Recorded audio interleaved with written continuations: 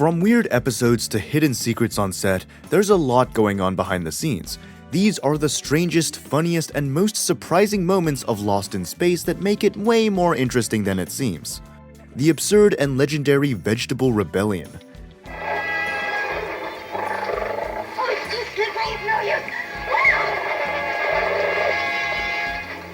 By season 3, Lost in Space had fully embraced the weird side of sci-fi. And nothing shows that better than the Great Vegetable Rebellion. In this episode, a giant human-sized carrot named Tybo becomes part of a bizarre uprising. Behind the scenes, the episode was even crazier. Writers tried to hide the script, and there was originally going to be a real llama. The llama didn't behave, so it got cut, but the absurdity stayed. Fans often call this one of the strangest hours in sci-fi TV history, and some even blame it for the show's eventual cancellation. Despite all the chaos, the episode left a lasting impression. It also reminds us how much creativity and unpredictability went into making the show. And speaking of surprises, some of the characters we now love almost never existed at all. Characters who nearly never existed. You stay away from me, you garrulous gargoyle. You bubble-headed booby! Some of Lost in Space's most famous characters almost didn't make it into the show. Dr. Smith, who became the breakout star, wasn't even in the original pilot. He was added just to create conflict, but Jonathan Harris turned him into a comedic genius, making Dr. Smith one of the most memorable TV villains ever.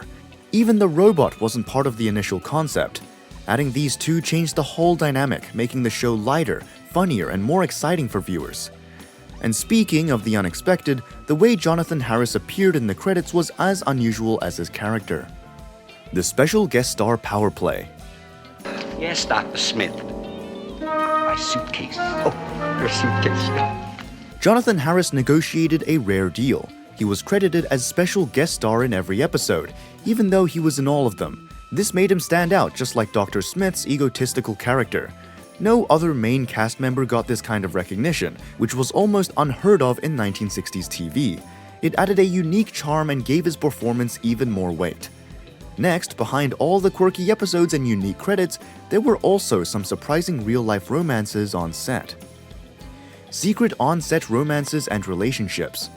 You can ask, I don't know what answer. It was a love thing a long time ago. A very long time ago, but we're friends. Yeah, we are friends. Behind the scenes, some cast members shared more than just screen time. Will Robinson, Billy Mumy, and Penny Robinson, Angela Cartwright, who played siblings on the show, actually had a brief real-life romance.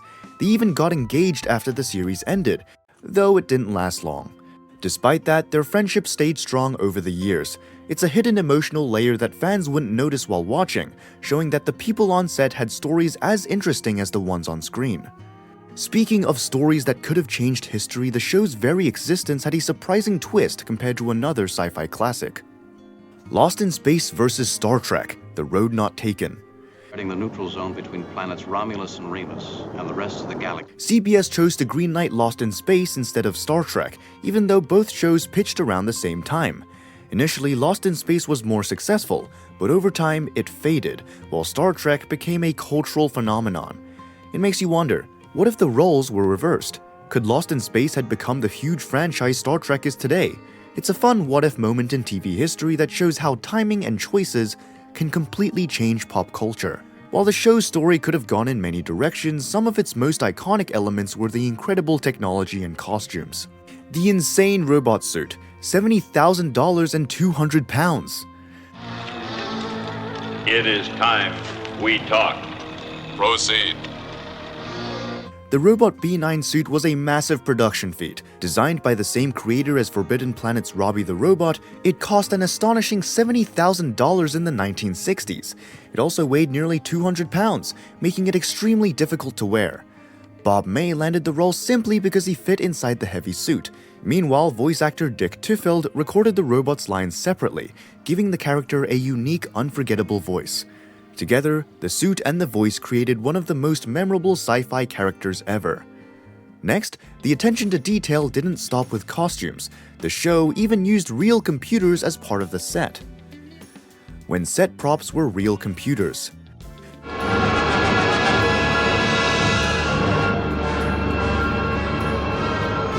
To make Jupiter 2 feel high-tech, the show didn't just use fake buttons or cardboard panels. They actually put real Burroughs B205 computers on the set. This made everything look more authentic and added a sense of realism, even if the audience didn't understand how the machines worked. This was a clever way to make the futuristic spaceship feel believable, showing the crew's dedication to detail. And speaking of details, the story of Lost in Space has an interesting ancestry that goes back much further than the 1960s. The show's hidden ancestry. Lost in Space was inspired by the 1962 comic Space Family Robinson, which itself was based on the 1812 novel The Swiss Family Robinson. This means the show is an adaptation of an adaptation. Each version reimagined the story for its time, adding new twists and characters. Understanding this history shows how the themes of family, survival, and adventure were carefully shaped over decades before reaching the TV screens. While the story evolved, the show also borrowed some of its practical effects from other famous sci-fi series. Sharing alien makeup with Star Trek. To save time and money, the Lost in Space production team reused pointed ear prosthetics and alien makeup originally made for Star Trek. Even though the two shows were considered rivals at the time, the teams quietly shared tools, costumes, and makeup techniques behind the scenes. This meant that some of the aliens in Lost in Space looked familiar to fans of Star Trek, even if the connection wasn't obvious on screen. It's a reminder that TV production in the 1960s often relied on clever cost-saving methods, and reusing practical effects was a smart way to make episodes look impressive without spending extra money. Small details like these also give modern viewers fun Easter eggs to spot. And speaking of small details, the show even included tiny inconsistencies, like the Jupiter 2's launch date, which sharp-eyed fans quickly noticed. Easter egg, the Jupiter 2 launch date puzzle. Attention to detail in Lost in Space sometimes led to fun little mistakes. One example is the Jupiter 2 launch date. In the pilot episode, it's shown as October 16, 1997, but the next episode says October 21, 1997, less than a day later in the story. No one ever explained the mix-up, but fans noticed and turned it into a tiny inside joke. Moments like these make rewatching the show more entertaining, as sharp-eyed viewers can spot hidden quirks and small inconsistencies that give the series extra charm. Even tiny details like this show the care, sometimes the chaos, that went into producing the show. The mysterious voice of the robot. First, you? I owe no loyalty to these Earth people. They are not of my own kind. While the Robot B9 suit was massive and heavy, its personality came mostly from its voice.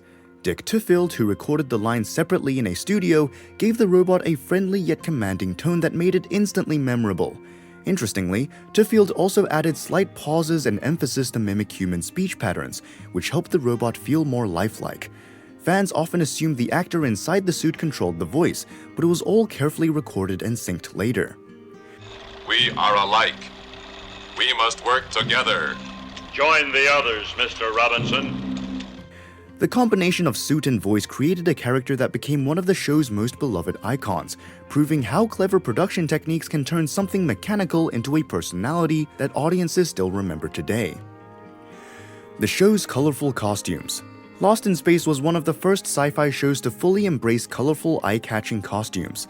The crew uniforms were bright and futuristic, which not only helped viewers distinguish characters but also gave the series a unique visual identity.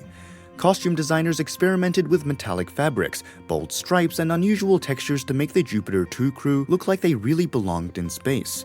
These choices were important because color TV was still relatively new, and striking visuals made the show stand out. Even the aliens had creative handmade costumes that pushed the limits of 1960s design, proving that Lost in Space cared as much about how the series looked as the stories it told. Lost in Space isn't just a campy old sci-fi show, it's packed with surprises, secrets, and behind-the-scenes stories. Rewatching the series with these details in mind reveals hidden gems and makes you appreciate the creativity, humor, and care that went into making this classic show.